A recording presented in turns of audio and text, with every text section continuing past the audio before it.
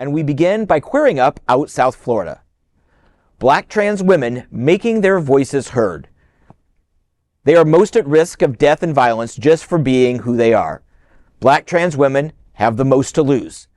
When society wants them to shut up, two are demanding to be heard.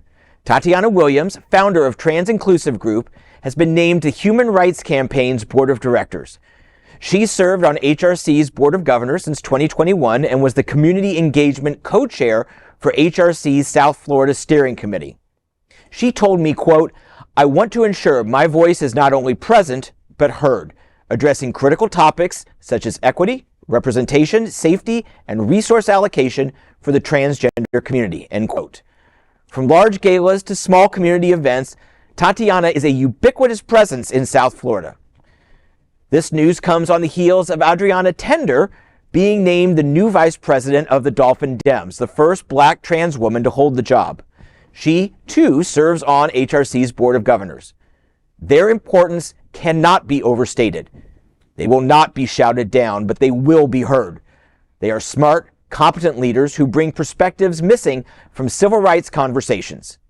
Their visibility sends a message that we value everyone, that we listen to everyone, that othering and marginalization will not be tolerated. At a time when even some in the LGBTQ+ community urge us to abandon the T, Tender and Williams' presence and importance has never been more needed.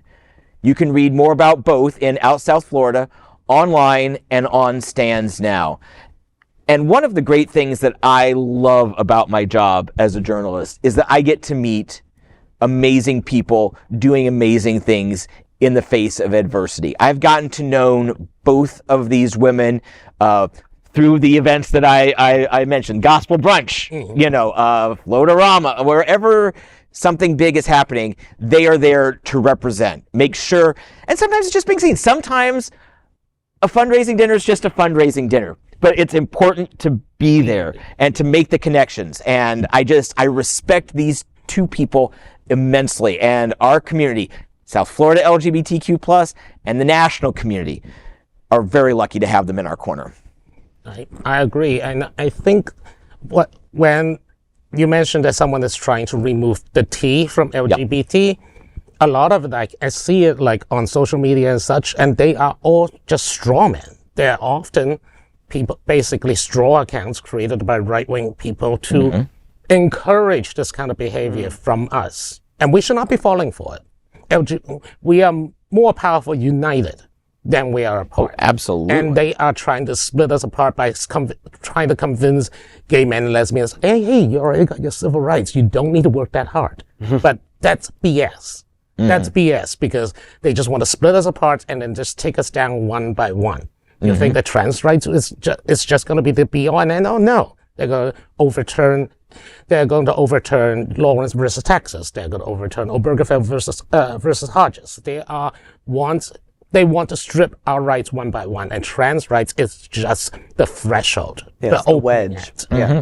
And what I've had the opportunity to hear Tatiana and Adrianna speak at different, various events, and what I love, or what I think is so important, is they're bringing together that intersection. It's not just that they're black women. It's not just that they're women. It's not just that they're trans. It is the unique experience of being all three at once and moving through a society that penalizes them for each of those things separately and then together even more. So we have to, continue to uplift their voices and think critically about the things they bring forward that, we will not and cannot ever experience, because we can only be experts in our own lives. So. Right. And again, just because if you don't understand it, that's okay.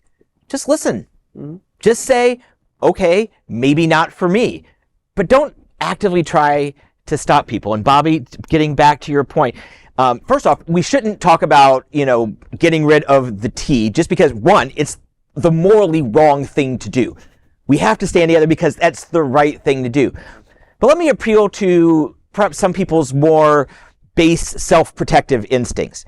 If you think that the T, that the people coming for us are going to stop at the T and leave the LG and maybe the B if we're particularly good, they'll leave us alone. No, they're coming for us, and they took 50 years to overturn Roe.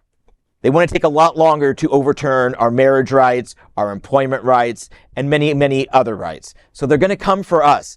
So if you're a short-sighted Nimrod, support the T because it does ultimately support yourself. Just get right.